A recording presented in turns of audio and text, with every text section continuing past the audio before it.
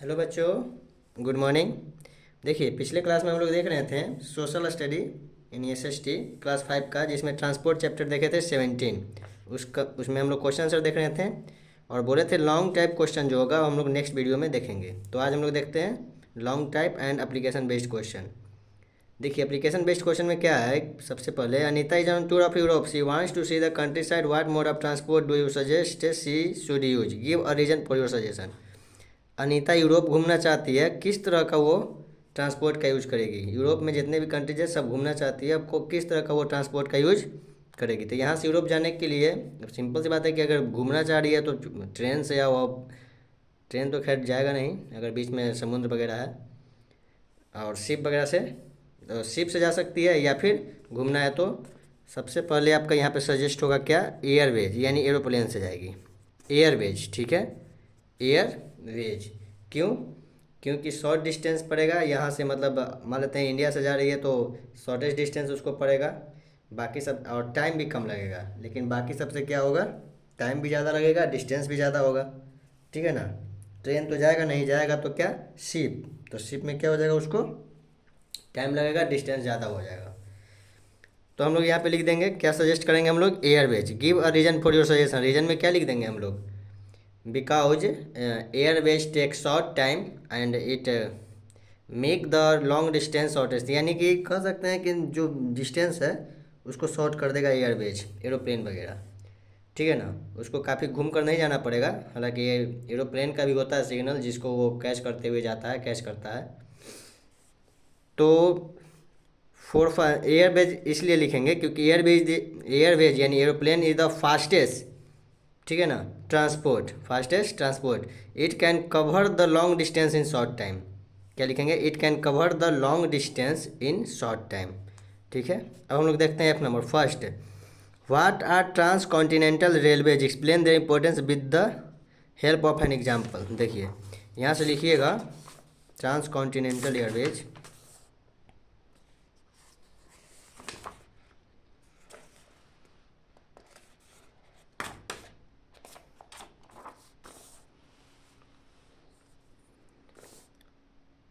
The USA has the largest railway network in the world. Railway that connect the city on the eastern coast with the those of the western coast are called, देखिए यहाँ से railways, railways that connect the cities on the eastern coast with those on the western coast are called transcontinental railways. Transcontinental railways कहता है कि एक example दीजिए, explain कीजिए। तो हम लोग यहाँ से लिख सकते हैं, all major cities towns and other small religion regions of India as well as are well connected by railways. Several superfast heritage trains have been introduced.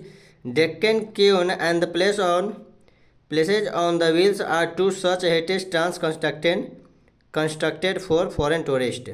तो यहाँ पे अगर नाम देने के लिए कह रहा है तो दो को नाम कौन कौन दे देंगे, ट्रांस कॉन्टिनेंटल रेलवेज। यहाँ सॉरी, ये तो हेरिटेज का नाम दे रहा है ना, ट्रांस कॉन्टिनेंटल रेलवेज का यहाँ पे हम लोग लिखेंगे। देखिए,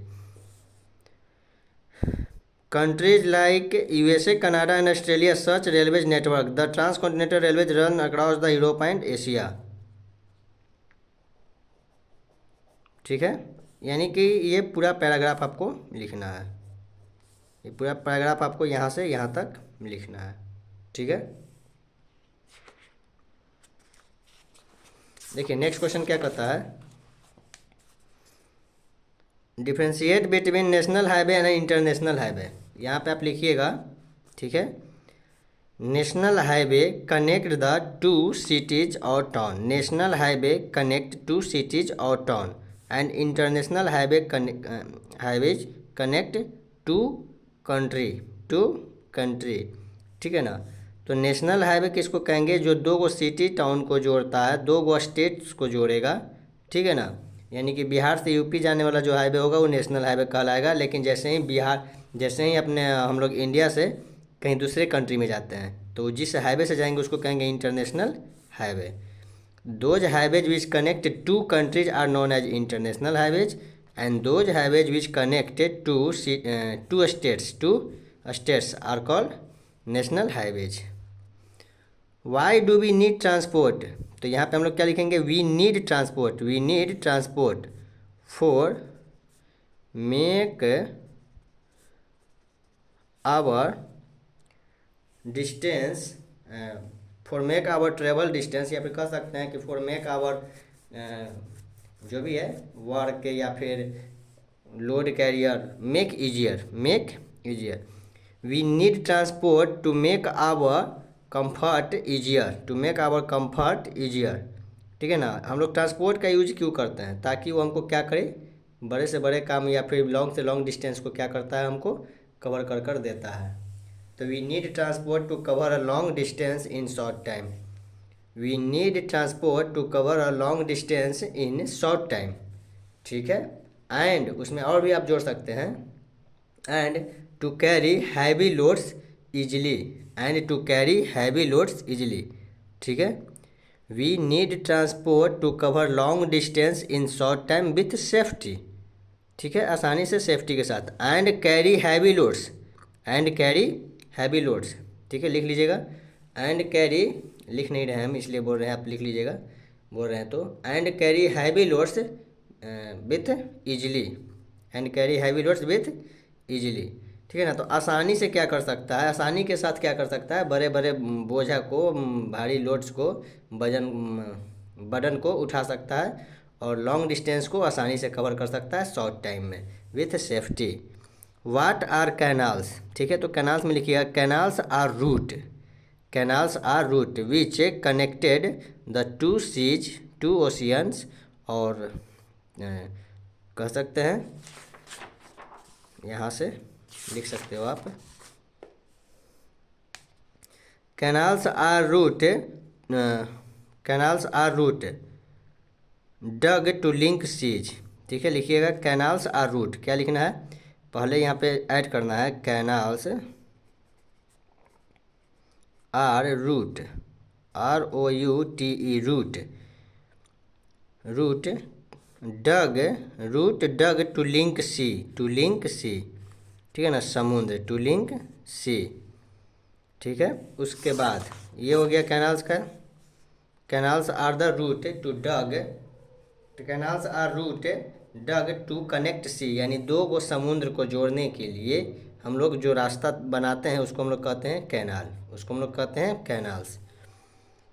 how have the Suez canal and the Panama canal reduce travel time. अब स्वेज कैनाल के बारे में बताइए और पनामा कैनाल के बारे में बताइए, जो ट्रेवल टाइम को कम कैसे करता है। एकदम आसान है। The Suez Canal links the Mediterranean Sea with the Red Sea, it is about 70 kilometre long, about 150 metre wide. Suez Canal Mediterranean Sea को जोड़ता है एंड रेड सी को जोड़ता है, ठीक है ना। मेडिटेरियन सी को और रेड सी को क्या करता है, जोड़ता है। 17 किलोमीटर लंबा है, 150 मीटर वाइड है। अभी क्या कर रहा है, तो किस तरह से मदद कर रहा है सर।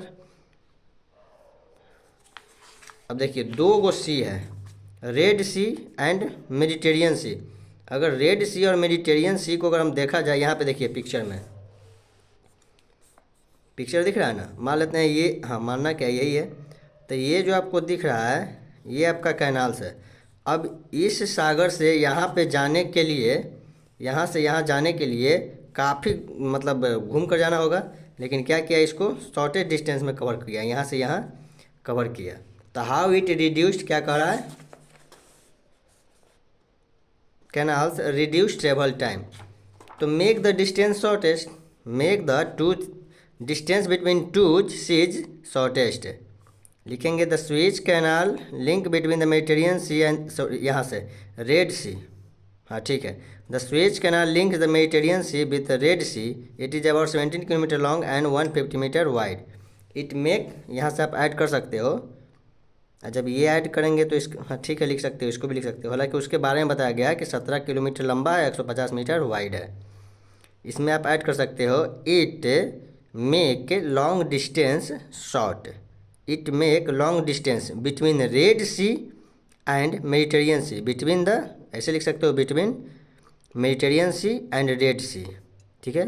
फिर से बोल रहे हैं, पहले यहाँ से लिखना है the Suez canals link the Mediterranean Sea with the Red Sea, it is about 17 kilometre and 150 metre wide. इतना के बाद फिर क्या लिखना है, it make long distance between the Mediterranean Sea and the Red Sea shortest, क्या shortest, बस ये हो गया। फिर उसके बाद पनामा के बारे में भी पूछ रहा था। पनामा कैनाल क्या करता है, देखिए रीजन तो सेम हो जाएगा। पनामा कैनाल यहाँ से है, द पनामा, ठीक है। The Panama canal in 1914 that connect the Atlantic Ocean with the Pacific Ocean. With the Pacific Ocean. The canal is about 182 kilometre long.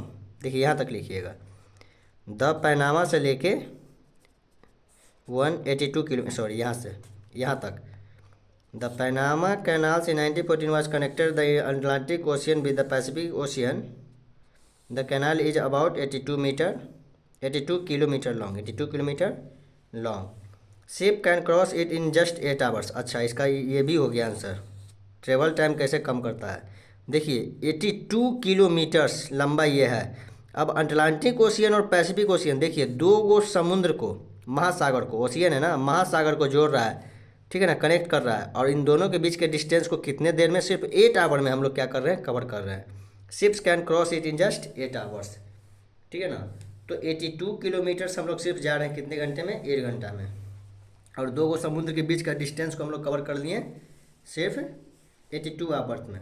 अब इसी चीज़ को हम एक ओशियन से दूसरे ओशियन में अगर जाते घूम कर, कैनाल से नहीं जाते हैं, तो शायद 1 मंथ या 2 मंथ भी लग सकता था, ठीक है ना। तो 1 मंथ यानी 30 दिन से ऊपर भी लग सकता था। लेकिन सेम डिस्टेंस को हम लोग कवर कर लिए कितना, 8 आवर्स में, सिर्फ 8 घंटा में, ठीक है ना। तो इस तरह से ये हमको ट्रेवल टाइम को रिड्यूस करता है, कम करता है, ठीक है। देखिए नेक्स्ट क्वेश्चन क्या कहता है, ये तो हो गया 5, एकदम आसान क्वेश्चन है 5 सा, 5 वाला। What about a revolution in means of transport. आप सीधा लिखिएगा व्हील, क्या लिखिएगा, व्हील, व्हील एंड इंजन। हालांकि व्हील ही लिखिए, क्या लिखिए, सिर्फ व्हील लिखिए। Wheel about a revolution in the means of transportation, in the means of transportation. Second में कहता है how did it bring a revolution. अब व्हील का इन्वेंशन हुआ तो ये क्रांति कैसे लाया, तो हम लोग कह सकते हैं कि छोटा से छोटा आज हम लोग गाड़ी देख रहे हैं, सिर्फ वाटर वेज को छोड़कर, सिर्फ वाटर वेज को छोड़कर हम लोग देख रहे हैं कि लाइन ट्रांसपोर्ट में आपका रेलवेज हो गया, या फिर आपका रोड ट्रांसपोर्ट में जो भी आ जाता है, लाइन ट्रांसपोर्ट में रोड ट्रांसपोर्ट एंड रेलवेज, ये जो भी है सब में व्हील लगा हुआ है। व्हील के कारण एक छोटा सा रिक्शा ठेला भी चल रहा है तो उसमें भी व्हील है, ठीक है ना। अब वो हम लोग को क्या कर रहा है, काफ़ी हम लोग को काम को आसान कर दे रहा है। जैसे कहीं दूर जाना है, जैसे साइकिल है, तो हम लोग साइकिल से, जैसे हम लोग पैदल चलना शुरू करते हैं, तो इट मे बी राइट कि हम लोग 50 किलोमीटर जाते हैं तो काफ़ी थक जाएंगे और काफ़ी टाइम लग जाएगा। यानी एक दिन में अगर 10-20 किलोमीटर चलते हैं तो लगभग 2 दिन लग जाएगा। लेकिन उसी 50 किलोमीटर को अगर हम कंटिन्यू साइकिल चलाएं तो इट मे बी राइट कि 1 दिन में कवर हो जाएगा, ठीक है ना। तो व्हील का इन्वेंशन होने के बाद लिख सकते हैं इन्वेंशन ऑफ व्हील, और इसमें ऐड कर लीजिएगा INVENTION, invention of wheel about a revolution in the means of transport. How did it bring a revolution, ठीक है ना। देखिए बता रहे थे इसका, लेकिन इसी में ऐड हो गया इन्वेंशन ऑफ व्हील। व्हील का जैसे ही निर्माण हुआ तो ट्रांसपोर्टेशन में क्या हुआ, काफ़ी आसान हुआ, ठीक है ना। Revolution in the means of transportation, ठीक है। हालांकि यहाँ इंजन भी आप लिख सकते हो, लेकिन व्हील मेन होगा, ठीक है। How did it bring a revolution, यह रिवोल्यूशन क्रांति लाया कैसे, रिवोल्यूशन मीन्स होता है क्रांति, ये क्रांति लाया कैसे। तो it can due to the invention, या फिर लिख सकते हो after invention, after invention of wheel the heavy loads और बर्डन भी लिख सकते हैं, and long distance can cover, नहीं कैन नहीं, आर लिखिएगा, आर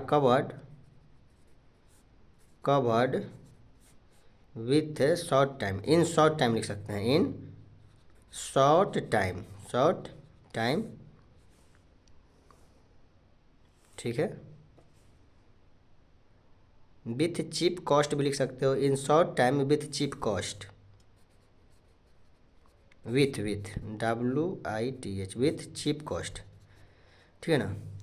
जो बोले उसको लिखिए क्या। तो how it bring a revolution, it bring a revolution because after, because यहाँ जोड़िएगा, because after the invention of, after the invention of wheel the heavy loads and long distance can cover easily with cheap cost, can covered या फिर are covered easily, are covered easily, ठीक है, in short time, are covered easily in short time.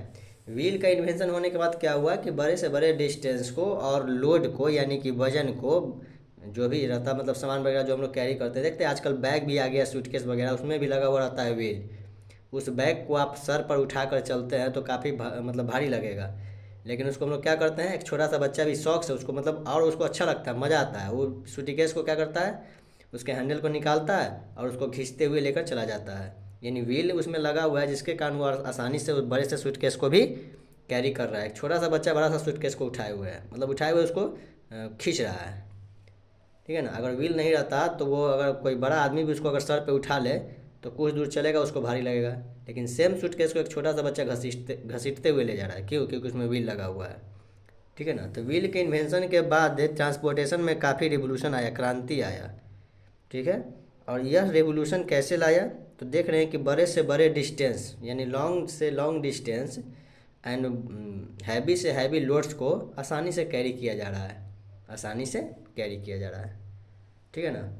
Long distance को cover किया जा रहा है, भारी से भारी चीज़ों को कैरी किया जा रहा है, उठा लिया जा रहा है, यानी उसको एक प्लेस से दूसरे प्लेस पर हम लोग आसानी से ले जा सकते हैं। कैसे, क्योंकि जिस ट्रांसपोर्ट से ले जा रहे हैं उसमें क्या लगा हुआ है, व्हील, साथ में इंजन भी है, ठीक है ना। तो हम लोग मेन व्हील ही बोलेंगे, मेन व्हील ही बोलेंगे, क्योंकि ठेला में रिक्शा में तो कोई इंजन होता नहीं है, फिर भी वो लोग सिर्फ व्हील के कारण ही क्या होता है कि एक आदमी ठेला खींच रहा है तो उसमें 10 गो बहुत बड़ा बड़ा पैकेट रखा हुआ है सीमेंट का, किसी भी मतलब प्रोडक्ट्स का, जिसमें चावल का, आटा का कोई बोरा रखा हुआ है, और एक आदमी ठेला को खींच ले रहा है, ठीक है ना। तो व्हील के कारण कुछ आसान हो गया है काम, व्हील के कारण उसमें खींचना आसान हो गया है, ठीक है। देखिए क्वेश्चन तो कंप्लीट हो गया ये चैप्टर। अब नेक्स्ट चैप्टर हम लोग पढ़ेंगे क्या, दे मेक अस प्राउड। इसमें कुछ बता चुके थे, इसका क्वेश्चन आंसर हम लोग करेंगे नेक्स्ट वीडियो में, ठीक है। तो एग्ज़ाम का तैयारी कीजिए, पढ़ते रहिए, मिलते हैं नेक्स्ट वीडियो में। जय हिंद।